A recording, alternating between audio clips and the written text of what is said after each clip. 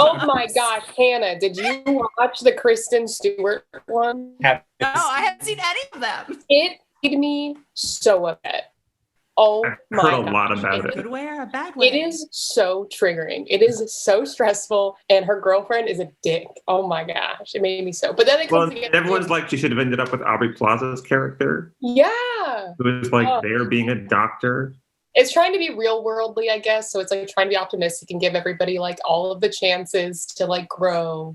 But you're just watching and you're just upset the entire time. This meeting is being recorded.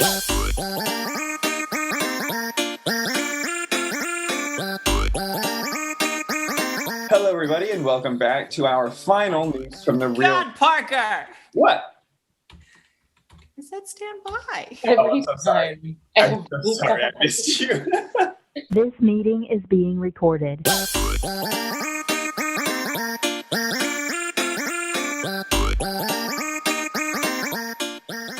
Hello, everybody, and welcome back to our final news from the real world podcast of the semester, where we talk about the top 10 comment generating posts on the blog this week. My name is Parker. I'm a second-year stage and production management grad student.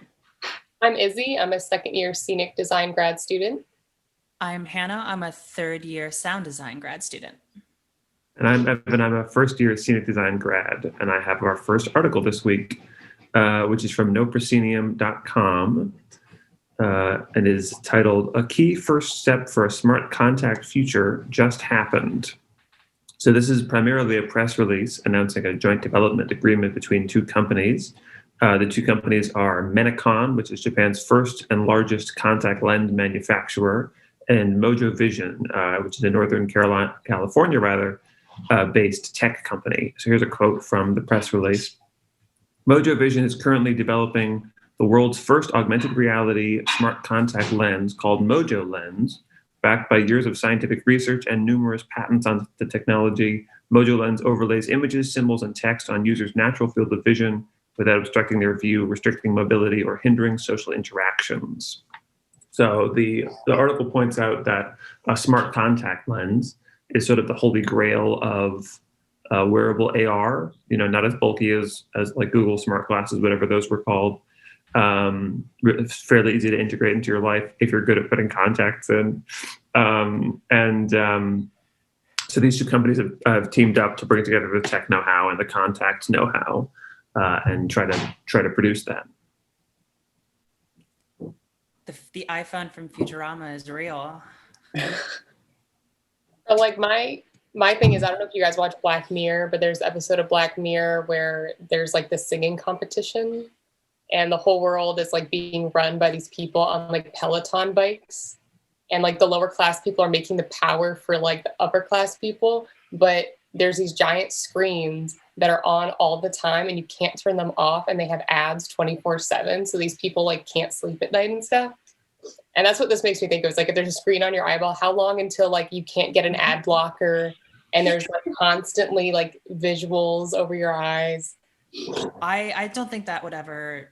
If that does happen, they're asking for lawsuits because if you're driving, that's dangerous. Even if it's like, not semi-opaque. There's translucent. Yeah. You can see through it or whatever. That's real. Well, I think this lens in the same place as the holographic display we were talking about maybe a month back. That I think this is cool, but I think that most people don't need this, and I can't see a reason why I, as a regular person, even if the price was reasonable, would want this in my life. It's cool. Maybe if it could do like a micro lens. It's like getting the newest iPhone. It's really a status symbol. That could be cool. So I can zoom I'm trying to think of like what features would be useful Right. on your eye. Other than unless it's gonna like point on the ground and tell me where I need to go. Well, it would. It probably would. A point of it. That's cool. I mean, It definitely would. I mean, they already have. I mean, Google Maps does that in some places. It'll like switch to an AR view and put arrows in the world. It's just a wild jump in technology, I think. And to try and think about its practicality, I just don't know like you're saying, who's going to use it? What are they going to use it for? Why? Yeah, who wants this? Why do they want Because it? it's, well, I suppose it's the same reason people got the Google Glass 15 years ago, because it's new and it's technology. Was that 15 years ago? I think it was about 50, almost, Yeah. maybe less, but it was definitely over a decade ago. Oh my God. I I mean, remember this article does not suggest when they expect to bring smart contact lenses to the market. I don't expect to see it anytime soon. That's another 10, 15 years, because that's got to get God, I hope so. FDA approved, and Yeah. like the technology regarding AR, VR experiences and equipment has gone leaps and bounds in like the last 3 or 4 years. So like it's not that far off to think. Mhm. they should like harness this technology and instead focus it on making contacts that don't hurt your eyes and can stay in your eyes for long periods of time. That's what people really want. Yes. To be Yes. able to see. Well, and that's a big question. Is like right now contacts are disposable, right? You wear them for so long, they're not good anymore. So They're probably imagining glass this. contacts. Hmm? They're probably glass contacts. Probably. They would have to. They don't have to. I bet they're not. I bet they can get away with it with other kind of plastics and materials. Mhm. Yeah, I don't know anything about how small computers can get now, but I cannot imagine. And I'm not a regular contacts wearer, so part of me just imagines this being like heavy, like there being some eye strain of having to constantly drag up your contact lens with its microchip in it. What are contacts usually made out of? I cannot tell you. I'm the only one with good vision.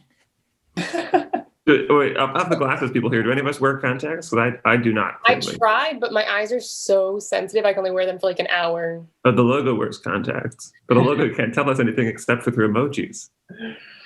I also wonder, like, are your eyes gonna accidentally get shocked, or like if it breaks, is it gonna destroy your eyeball? Like, it just seems so dangerous. Yeah, it does seem dangerous. But thank you, logo. It's definitely the future, though. I feel like it's an inevitable direction we're moving towards, no matter what company is working on it. Mm-hmm. Oh no, Hannah, we can't hear you. Oh, I need to talk quiet. Give me those biomechanical upgrades. I'm okay with it. The cybernetic future. Yeah, cyborgs. What a Cyberpunk 2077 or whatever the new game is. Speaking of our new technological world, the Los Angeles Times asked readers what they think of visual arts, and here were their honest responses. This article is a mixed bag of comments from people with all sorts of age ranges and places where they live in the continental United States, though most of the people who are asked are older adults. I think the youngest person who they have on here who replied was 29. Yes.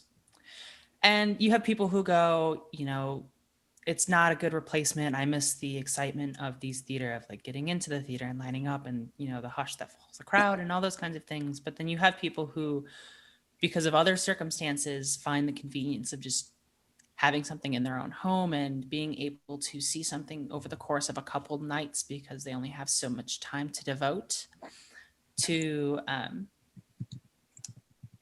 this kind of entertainment and enjoyment. They find it very helpful and they embrace it wholeheartedly. So it's a mixed bag of people and how they feel, which is shocking considering that people have different emotions and opinions on things. How dare they? Yeah, I guess this is the big question that we've been asking all season: is what is good, and is this good, and do we like it? And I feel like I have not spent a lot of time watching the virtual theater offerings. I think it mostly has not interested me, which is crazy because I spent so much of my pre-pandemic life being like, how often can I go to the theater? What can I see? And I feel like the things that I have been drawn to are more like events that are not theaters trying to produce theater in a pandemic, but are people who do events doing an event, or people who are doing something new who are theater people, but aren't trying to call it theater.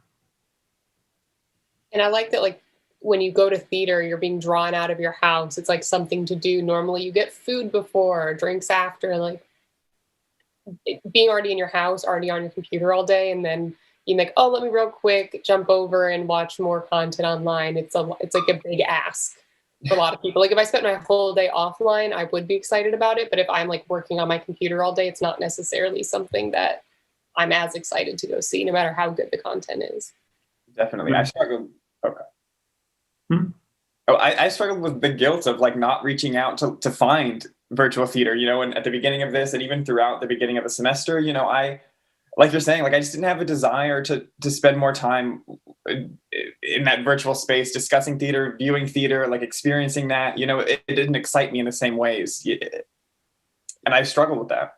Mm-hmm.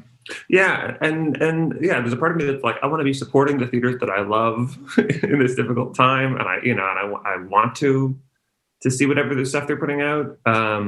And the people have been circulating, having worked in Chicago, people have been circulating lists of like, here's what the Chicago theater companies, what their Christmas offerings are, what they're doing. And I look at lists like that, I'm like, that's cool. But I don't think I'm going to partake in any of those things. But whenever I watch it, I'm so impressed and I enjoy myself. It's just getting myself there that seems to be so difficult, which is sad. Yeah, maybe I should take that lesson. Even the things I have seen in this COVID era have been recordings of shows. Mm-hmm. I watched Hamilton, and then I watched it was a theater in London had a production where I think James Corbin was in it, and I can't remember the name. One Man, Two Governors. Yes, One Man, Two Governors. And that was really good, but like that's the kind of thing I think I'm more comfortable watching than trying to like navigate a Zoom or any other kind of live theater experience. The things I found really successful are in our ART class. We had our professor brought in other students to just perform a musical number in their Zoom box, and I think I enjoyed that so much more than the like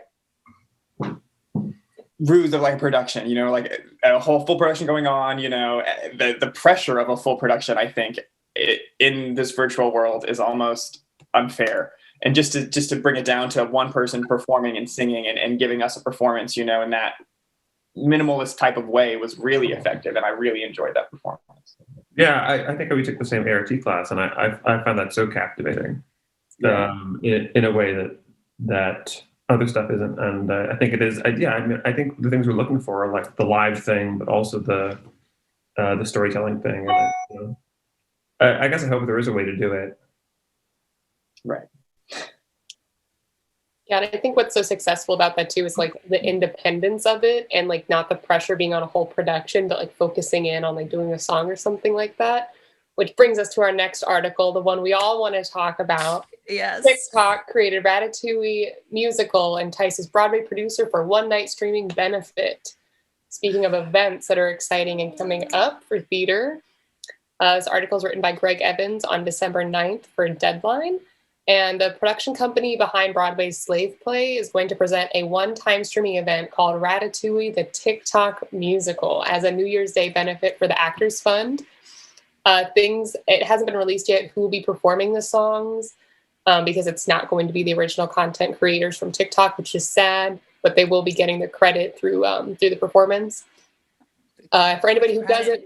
That's so much credit. They need to get paid. Pay them, people. Yeah, I feel the same. Do we want to watch a clip after the... Yes. Okay. Yeah. I watched all of them last night. They were so good. For anybody who doesn't know, the app TikTok has created their own musical and theater fans themselves are the ones creating it based on the 2007 Pixar film Ratatouille. It's kind of like a meme began in August when Emily Jacobson started singing a ballad to Remy as if it was on a Broadway musical. And it just took off from there. And so people were submitting from all aspects. There were scenic designers, costume designers, choreographers, musicians, and people started taking advantage of like software enhanced orchestras and digital rendering processes. And we're actually doing high quality vocal recordings. And it wasn't really intended that it was going to be a Broadway musical at the end, but that was like slowly it started happening as people were realizing, like, wait, we can do this. Like, this could actually be on stage. And the fun part where people were taking it so seriously. And so Broadway producer Ken Davenport responded with a desire to take Ratatouille to Broadway at some point in the future. But for now, they're going to do a one-time event that's going to be streamable for 72 hours. Tickets range from $5 to $50. I have no idea what that means in a digital space, but that's what it said.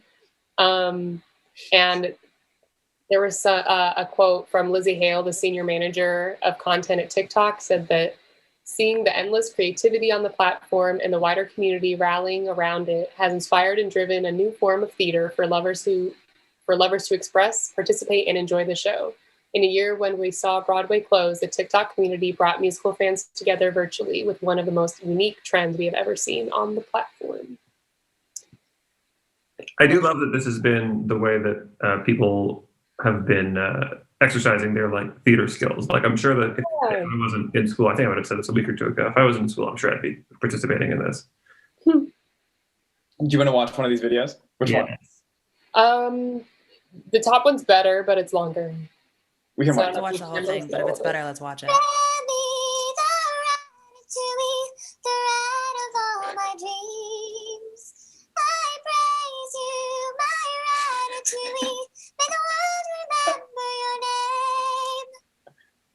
So that's the first one.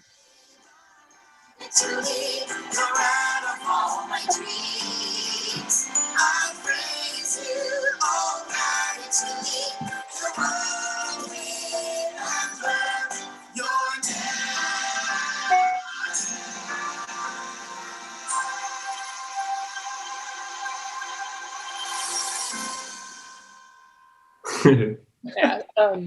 But I think what's so beautiful about this is like, so I know for me, I've been experiencing severe burnout this semester. Like, just I'm so out of rope. I'm at the end of the rope. And I feel like that's because all of the projects we're working on have like deadlines and end dates and final projects and like expectations. Whereas what's cool about like this, and I think the reason we're getting such great content is because it's like completely for fun, passion project. There's no goal. No one's going to be upset if it doesn't turn into anything. And it's just like this community of people supporting each other.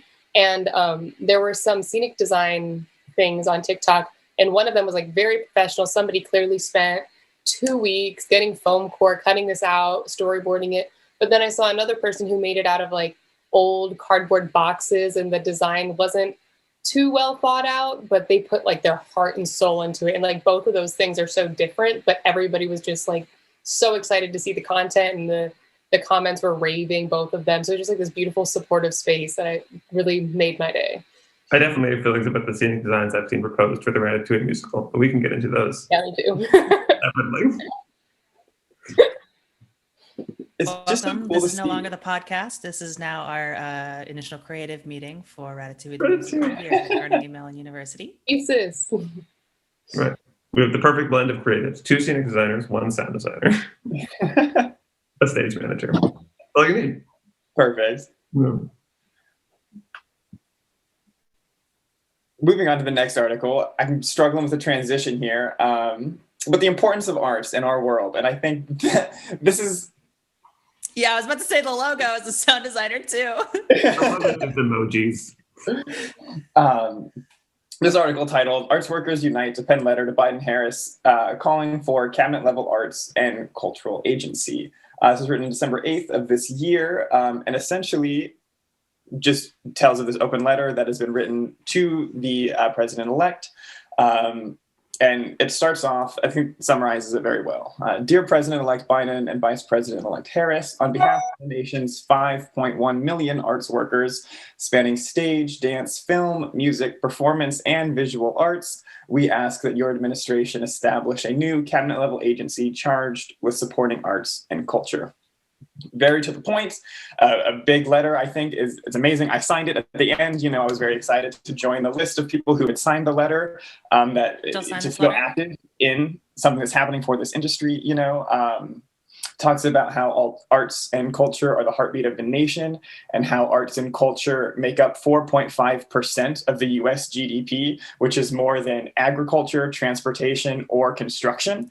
And that just kind of really puts it in perspective as to how important the arts are from like a physical, a financial, political perspective, even.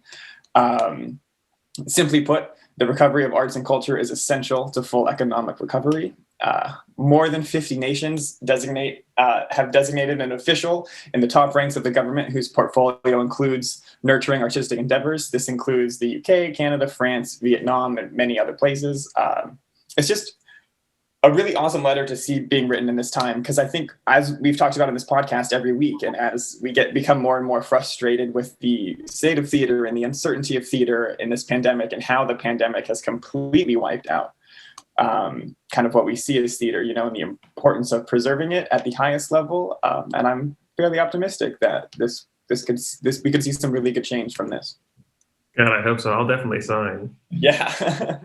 I think that's kind of one of the nice things about the amount of money this nation has to play with, is it would be very easy for the National Endowment for the Arts to, you know, easily double, triple, quadruple in size, and still it would not be the biggest source of income and funding and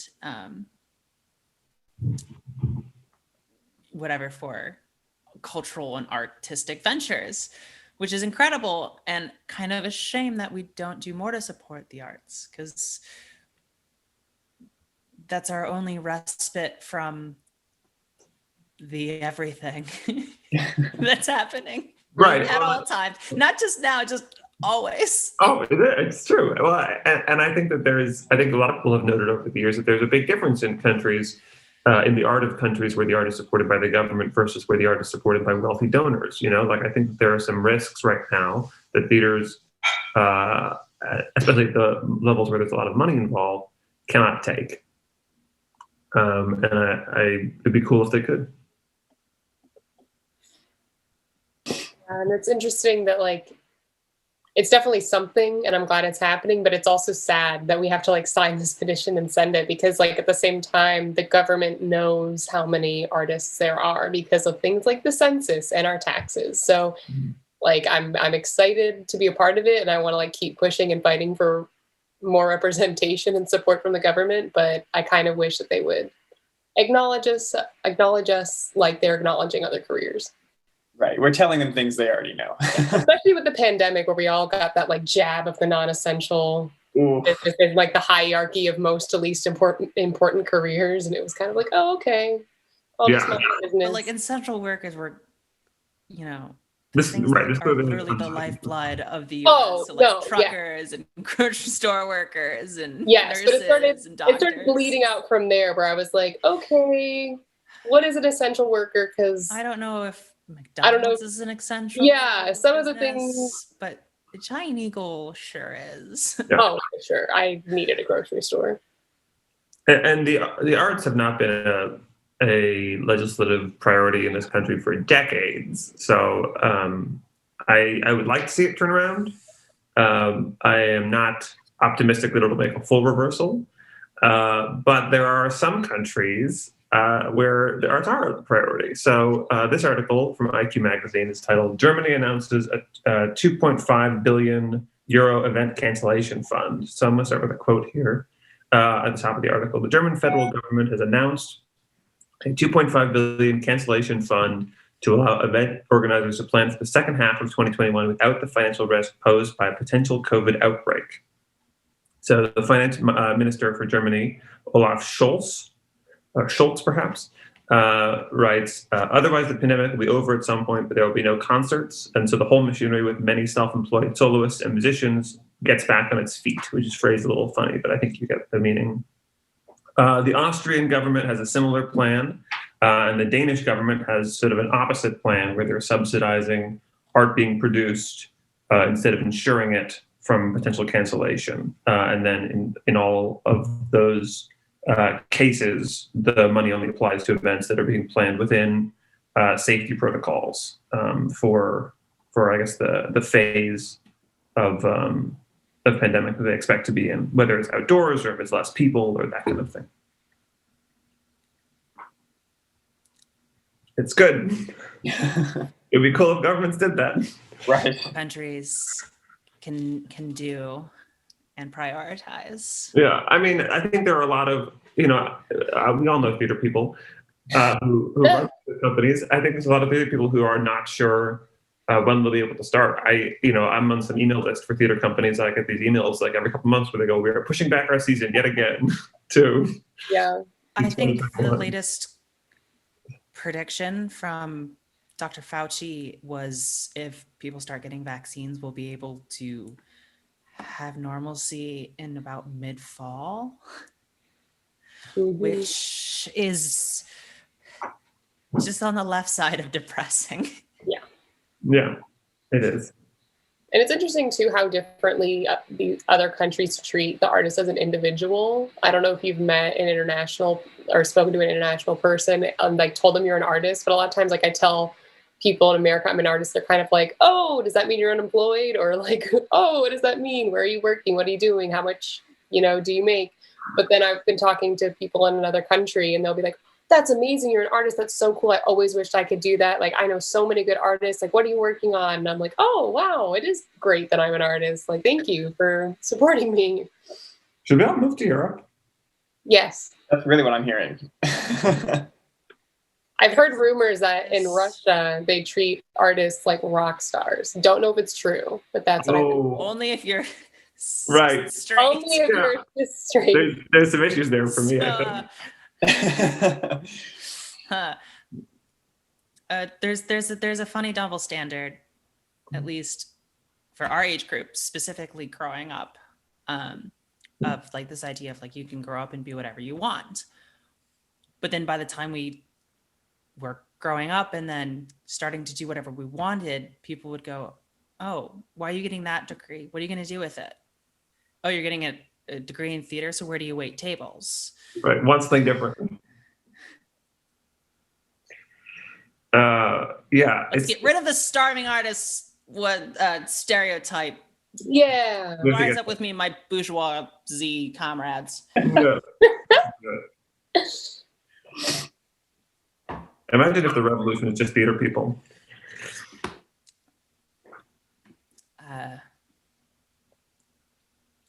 I mean, enough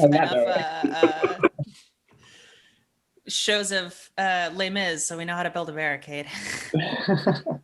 Yeah, you put one chair on top of a platform and then roll it off stage, and then like half an hour later, you roll a different platform on stage. It's just a pile of chairs. Right. So our next article, speaking about money getting thrown around, WarnerMedia's CEO predicts that blockbuster movies will have $1 billion budgets in the future as streaming surges. This is a very short article talking about the kind of budgets that typical Hollywood movies and Hollywood blockbusters currently have now in 2020. Avengers Endgame is the highest with $350 million, sorry, budget to produce it.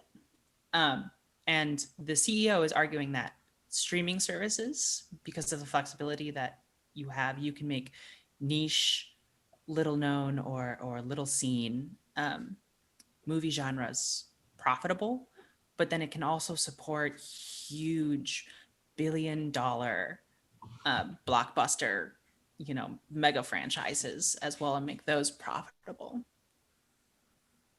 which is kind of terrifying to think about that kind of amount of money. Why?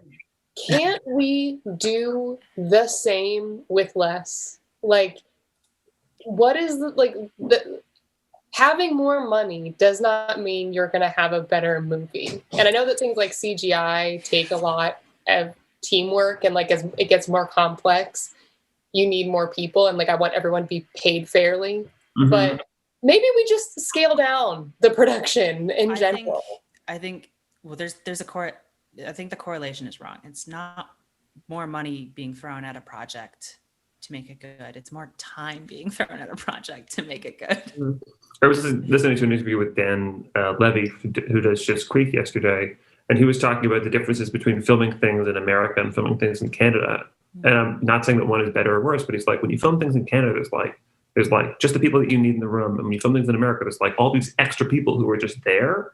And there's like so many, they've created all this like levels of approval. He talked about being very involved on that show in the costume design and wanting to be there for fittings, and the costume design being like, if I have to change the color of a tie for a show that I'm doing in America, I have to talk to 4 people first. And there's a point where I'm not sure that size and that scale is making things better. I also feel like this article is real pie in the sky thinking. Like, he has this idea. It's like, now that everyone's getting on streaming services, like he thinks that movie audiences are going to increase in this crazy way, and people are going to spend more of their income on movies than ever before. Like, it feels like a misunderstanding of how the economics of movie going work. That every movie is going to have $1 billion budget. I don't think that's the future that any of us is going to live in ever. You know, it isn't like we're all going to start paying taxes to the movie industry. Disney is close. Let's not speak into its existence. It just upsets me. Like, I know it doesn't make sense, but I don't want to support that much money going into something. It doesn't make sense to me. Well, as long as that money is going to the people who create it, rather than, the shareholders or people at the top. Yeah. Awesome. Give people more work and more work hours and more pay for those hours. Yeah, I want to see a breakdown of where the money goes. That's for sure. Mm-hmm. Yeah, I mean, it's certainly a don't throw stones, people in glass houses sort of situation, because when people back to our earlier conversation, people tell me that I should be dreaming different things, but they tell me to dream different is that you should be working for movies and TV, right? Because that's where the money is. And I think that people who do what we do in movies and TV make a lot more money than we do. I think that is the case. Mm. Why I'm shamelessly leaving. We're in the middle of a pandemic, and all of these people are, and the issues of the country are just being brought to light in such an obvious way. And I don't understand how we can be giving more money to TV and film in this way. Like just absurd money. Like $1 billion is an absurd budget and unnecessary when there are so many bigger problems going on right now. And I just don't understand how that is at the forefront of people's decision making. Right. How are students with that much money not giving it security or putting it into vaccine research or any of those things? I mean, if you have that much money. Well, I think there's also this sentiment kind of hidden in the article that it's not like in 2 years there's going to be blockbusters that have this kind of budget. It's going to be 15, 20 years that they're going to have that kind of budget because of technology and the cost of doing business. I could see it happening even sooner, though. Like, if you meet a movie buff, they are going to see every single movie. They love going to the movie theater. They love the experience. Like, there's so many people that is their passion, like people who are obsessed with the Marvel universe love the Marvel universe. It doesn't matter what comes out. They're going to watch it. And the people making these movies know that. Because I would prefer to see keep the $1 billion budget, keep supporting all those people, but instead of making one mega movie, why don't you make a series of 4 films and let people have opportunities to diversify their palette and have these other portfolio building experiences instead of just everything's doing one thing. Yeah, the cash cow. Let's take off our cynic hats. Our next article. I don't think we can take off our cynic hats. No, it's a lot to unpack. It's called "The Ableist Effect of Creating Post-Pandemic Theater During a Pandemic" by Ali Murata on December 8th. I don't know if you guys are on the Facebook group Comment, but this is something that's been cycling a lot in our CMU theater community in regards to Playground and just not anything that necessarily went wrong, but just questions that are being brought up in this digital space. And so the article basically talks about how the pandemic has caused the indie theater industry to do what it does best, get creative. And performances are becoming accessible to many for the first time in a long time. And a lot of people with different disabilities were very excited to have theater be so accessible for them, because it's in the privacy of your own home. You don't have to go anywhere. You don't have to drive a car. If you need to take breaks, you can take breaks. If you can't have certain stimulus, you normally get a content warning, and you can choose what you're going to see and what you're not going to see a lot easier than going in person. So that's kind of the beginning of the article, but then it starts to move on and addresses that ever since the new regulations have come out, theaters have been so excited to go in person that they're opening in ways that are very difficult for people with different disabilities to attend. If they're in a car and it's a drive-in theater, okay, well, what if this person cannot drive or does not have access to a person who can take them to drive? Or if they're immune compromised, they're not going to be able to go to the in-person show where they were able to go to the shows that were digital. It also breaks down the digital space and needing a lot more accessibility. So if you're doing a digital show, it really should have captions. It should have things that they can control. It should have content warnings. There was a little bit of the story where they were saying that there was a show happening in an outdoor space, and it did not give a warning that said, in order to participate in this show, you need to be able to walk this certain amount of distance, and you need to be able to go over rugged terrain.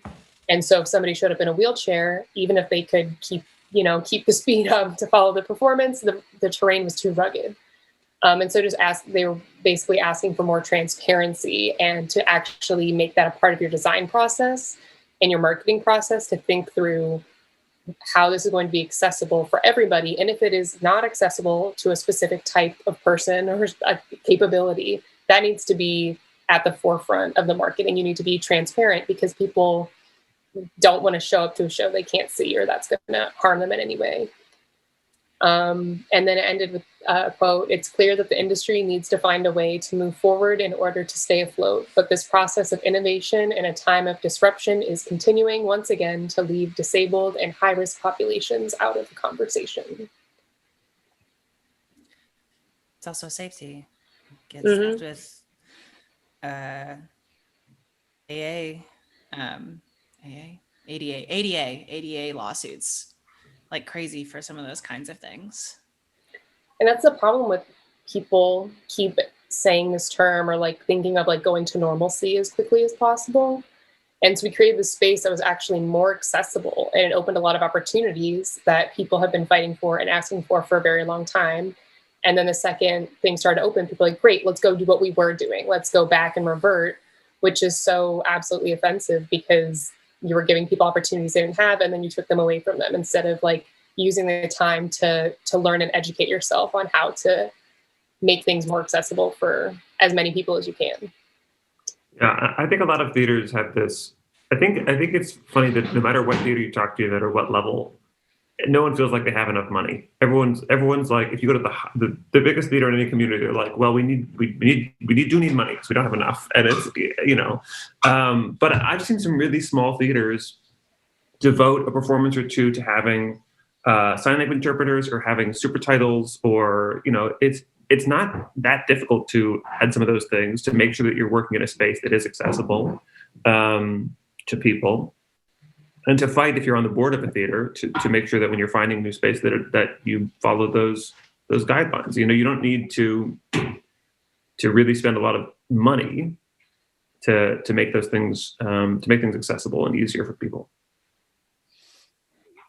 Yeah, and I think a lot of theaters don't have the resources, or don't know who to reach out to or something. Like, I feel like that's what it is they're like overwhelmed by how to make things accessible, but instead of reaching out to people and doing what's right, they just kind of are like, well, this is actually put on the article, people saying like, it's never going to be accessible for everybody. Mm-hmm. So not necessarily why bother, but essentially they're saying why bother. Yeah. And it makes me think of, I've worked at several theaters that have done a sensory, I don't know what the right word is, a sensory performance that like they keep the lights on, the lights don't dim down, the sounds are softer, they take out any alarming sounds. And then it's also like socially acceptable those performances for your kids to get up and run around or like do something else if they're like fidgety and they can't sit still. It's okay for them to walk up and down the aisles. They can bring a ball and like toss it around. And like it can sound kind of weird if you're used to going to like a sit and watch theater, but then when you see it, it's like this beautiful experience where people are like so happy to be there, and the parents, if it is for children, like the parents are so relaxed and so appreciative, because like the option would be they would never take their child to the theater. The ones I worked at were for children. They would never take their child to a theater because their child couldn't do it and it would disturb people. So that was keeping them from being exposed to theater. So by making something accessible for them, they were now able to see theater. And so it was just something that's like, wow, that's so simple. Why don't we always do this? Well, when we revolt and have a theater revolution, we will keep that in mind. Yes. I think that's going to be important. That's important to me as a theater artist. Powder, grab your gun, grab your list of guidelines for ADA. And on a somewhat related note, the next article, When Culture Really Began to Reckon with White Privilege. I think this article is really important to read, and I think highlights a lot of things that I wasn't aware of. It starts with, "Dear white American theater, we see you, we have always seen you, we have watched you pretend not to see us," which is a quote directly from the demands of We See You White America, which came out, White American Theater, which came out June 8th of this year. So the article kind of starts to highlight this change that we're very slowly starting to see in the industry across all different individual areas, across all kinds of, I can't speak today, clearly. Words are difficult. It's okay. Words are so difficult. Across many different facets of the entertainment industry. So some of the changes that we've seen, Jenny Slate in Big Mouth is a white woman who plays a biracial character, and she stepped down from that role in the spirit of more Black voices should be embodying Black characters, right? Like this was something that was wrong. And the article talks about a lot of people taking action that I just are specifics I hadn't been aware of. Lady Antebellum and the Dixie Chicks have chosen new names for their bands to distance themselves from glorifying the Confederate South. The president and board chairman of the Poetry Foundation stepped down after an open letter of 2,000 poets called for his removal. San Francisco Museum of Modern Art senior curator Gary Garrels stepped down after his comments in a Zoom room came to light about discussing reverse discrimination. And these people are actively taking steps to see what they want to see, to put forth what they want to see in the world, right? William Carden of the Ensemble Studio Theater stepped down as well. He was one of 4 white people on a white staff. And this quote, "The key to anti-racism is sharing power," Carden told the Times in August. "It takes a lot of work and a lot of humility, and it requires that white people step aside," which was put it very simply, very bluntly, and what needs to happen, you know. And then the article goes on to talk about this Netflix show that I had no idea existed. The 40-Year-Old Version is what it's called. And it tells the story of a Black playwright who compromises her vision to a white producer that is viewed as like the white gatekeeper, the quote. And it's on Netflix, and it really is just showing that artists are doing everything they can to get this out there and to show in any form possible that this is what a systemic racism looks like. This is what it is, you know, in this artistic type of way, which doesn't need to happen and shouldn't have to happen, but it is happening in order to get that point across, you know. And the article ends with a quote. "Whiteness, like any other source of power and site of privilege, must be challenged and moved out of the way as our dominant gaze, so we can all finally see each other and ourselves." And I think that really just sums up the point of the article. Sorry, I stumbled through my words there so badly. Oh, no. It's tricky. Yeah. And it's interesting to have starting to do this podcast in the fall or whenever we started doing it, or whenever I started doing it. The way that the conversation has shifted around racial issues. I think that a lot of white people went through a period over the summer where they were like, "Oh, right, we did do better," and then people stopped talking about it. People forgot to keep pushing themselves to do better. So I hope we can keep pushing ourselves to be better. It's redundant. I'm glad to live in a time too where when things are brought to light and people are asked to step down, that for the most part they do, and that they are public. If I don't know if publicly shamed is the right way to put it, because I feel like they would never step down out of their own like change of heart, because of what they have done. It's showing who they truly are. But I'm glad to live in a time where people can actually be held accountable. I think technology is a huge reason for that. Like, it's a lot harder to erase your past or your present even. So I'm glad that we're able to make change with it and actually like hold people accountable for their actions. Right. I've started creating this little document that I call a document of dreaming, which is very silly. But what I'm doing is I'm creating like what I want to see in this pandemic. And especially this podcast has really driven me to do this, right? Because I want to, especially moving forward as a potential production manager, I want to have an idea of what I want to like the idealistic company, rewrite the issues that we're talking about now that have come to light in this pandemic, right? Like, what are those things that we really want to change? And the demands of We See White American Theater is really a guideline for that. And majority of the points are directly from that article, because they give you 30 pages of exactly what needs to happen to combat the systemic racism. There's no longer an excuse. This is exactly the way to go about to be an advocate, to be a part of that change. And I think we're slowly starting to see it, but it can't go away. And like you're saying, like, you can't stop speaking up about it. I just hope that it doesn't get buried under normalcy. Right. And that's what the article talks about. Like, COVID has already become a novelty, and will this just get swept under the rug as another couple month experience or moment, and it can't be that. It has to be more, and I think it has the momentum to be. This cannot end as like another Occupy Wall Street, where I don't know if anything actually came about from that movement. Mm-hmm. No, I mean, I think the people who talk about that movement talk about the only success from that movement is that we all publicly have an understanding of this 1% idea, but that's it. I mean, no other real change came out of that. No. Another facet to transition us of the relationship between theaters and artists, and the relationship between the 1% and the rest of us, is this article from IATSE.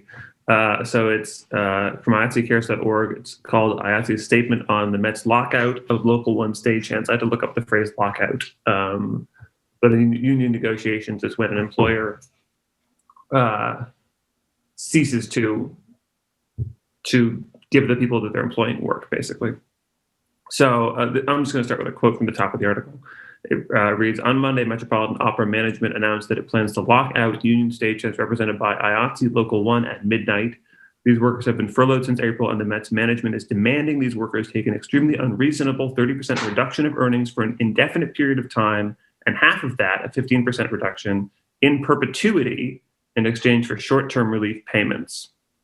So the article goes on to point out that it seems like the Met is using the pandemic as an excuse to push through a pay cut that they've wanted for a long time. This is the latest in a number of disputes between the Met Opera management and the unionized staff, including a strike of hair and makeup artists last year that was also over pay issues. The IATSE closes out the article saying, the Met's workers are the Met. There is no Met without a workforce that can support themselves and their families. The cost of the current crisis should not and cannot be shifted, so labor must carry the entire burden.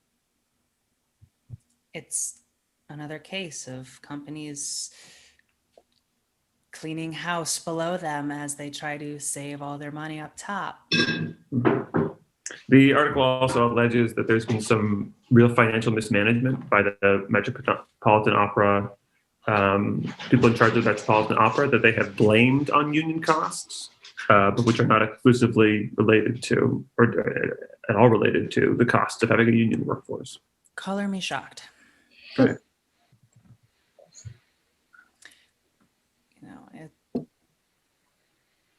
not going to get into a rant about unions here. Right. This is bad. Yeah. They're good. They do great things. Right. But the thing that really shocks me about this is the 15% pay cut in perpetuity. I mean, what's the point? What's the point? I get that opera is a difficult industry, especially right now. But why would you do that to the people you need the most? Because right, stagehands, technicians, they're the ones who can leave opera more easily than anyone else. I don't know why salaries are the first things to be cut in general. Yep. It's like what we were talking about like paying your artists. It's like you pay your workers first, and whatever is left over, congratulations, you can put on a show. If it's $5, that's what you got. You know, Right. like it's so backwards to think of the company production ticket sales first, and then just pay the artists what is left or Right. cut them. You know, Pay the artist a reasonable amount, and then if you have to, do a Brechtian production of Carmen. I'm a believer in there's always another way and there's always another option. I think there's budgets, renting sets. Like there's always ways to cut that bottom line, I believe. Mm-hmm. I know this from a naive perspective. I'm not at these board meetings. You know, I know it's much more complicated than that. But well, the Metropolitan Opera is an institution with an audience, right? Like they're in one of the biggest cities in the U.S., if not the biggest, and I'm not sure about that. And there's a devoted opera audience in New York, I assume. Oh, and their patrons travel are huge to New York. Right. In fact, I think one of the only operas I've ever seen live was at the Met. It's such a short train ride from like Philly or New Jersey Mm-hmm. to get to New York City to see this. So the area of influence is huge. We can talk about, put on the conspiracist hat a little bit to talk about Ivy League business schools conniving to try to make sure and teach their students that every year they need to increase profits more and more rather than just building a sustainable business model, and that it's okay if you stay where you are. If this podcast sold that merch, it would be a hat that said Cynic on it. Put it on a shirt. Yeah. This is an article that is the exact same thing, but saying that the Coalition of Broadway Unions and Guilds, as well as IATSE, specifically Local 1, are standing with those who were locked out of the Met. It gives an entire list, reiterates all the points, and then gives an entire list of who is supporting them, including the American Guild of Musical Artists, Association of Theatrical Press Agents and Managers, Dramatists Guild of America, International Alliance of Theater Stage Employees, International Brotherhood of Teamsters, Operating Engineers, Federation of Museums, Mail Order Telephone Clerks, Makeup Artists and Hairstylists, and everyone else. A lot of locals, a lot of different people, ushers, ticket takers, and stage door persons. it sounds like there's really not many on the side of the Met. No, because Right. they're being cheap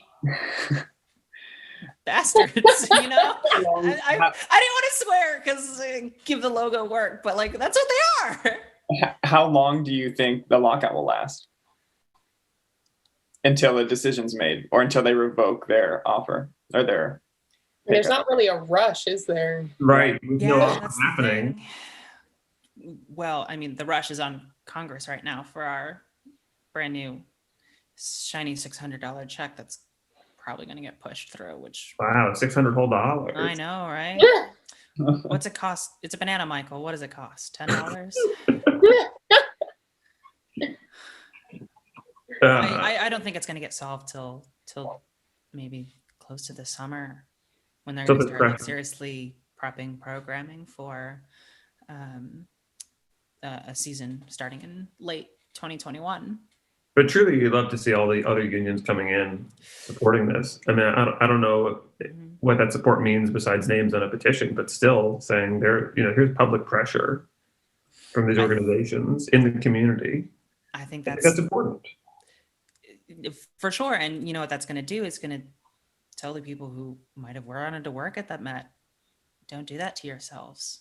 Mm-hmm. Find something else. Yeah, they won't respect you. Yeah, well, they've already been doing a lot of problematic things for a while now. And so I think it'll be interesting because it's easy for them to get blacklisted by especially young theater makers, like not wanting to work there, not willing to put up with it, not willing to support it. So it's really like a change of perspective for people going in there. I think that they might not be in as secure a position as they think they are. There absolutely are large theaters that are not toxic and are healthy and pay people well. But it's so difficult to find out time and time again that a lot of the large theaters we know, a lot of the big mid-sized regional houses we know are so crappy to their employees, to their workers, to each other, right? Have this toxic work environment. I don't know how we fix that in that revolution, but it's on the list. Put up some posters. Money. Let's put up some posters. Pay people better. Pay Give better working hours. Yeah. I think that's interesting about our generation. The latter half of millennials and then Gen Z coming up is that we have it's not like we're whiny or like have a low threshold or tolerance or whatever. It's just our parents taught us better to know that, like, no, you can't do this. This is not okay. Right. You got to treat me right. Yeah, because I think the old mentality was, I want to work at this place no matter what. I want to be, this is hard to find success because success is simple. You're either a failure or you're succeeding, and you're going to do whatever you're told to do to get there. Whereas now it's like, no, I know who I am. I'm confident in what I want and I know my worth. And if you don't appreciate it, I will happily go elsewhere or change to one of the other thousands of things I'm very talented at. People aren't so set on one pathway anymore because you can, it's so divergent. You can go in so many different avenues, and people would rather have like a good quality of living and friends and support than they would a successful career or like a standard. Yeah. Well, there's so many opportunities in the same field to go elsewhere. Well, thank you, everybody. This has been our final podcast of the semester. Thanks for tuning in. It's been news from the real world. And that's all. Know your worth, kids. Woo!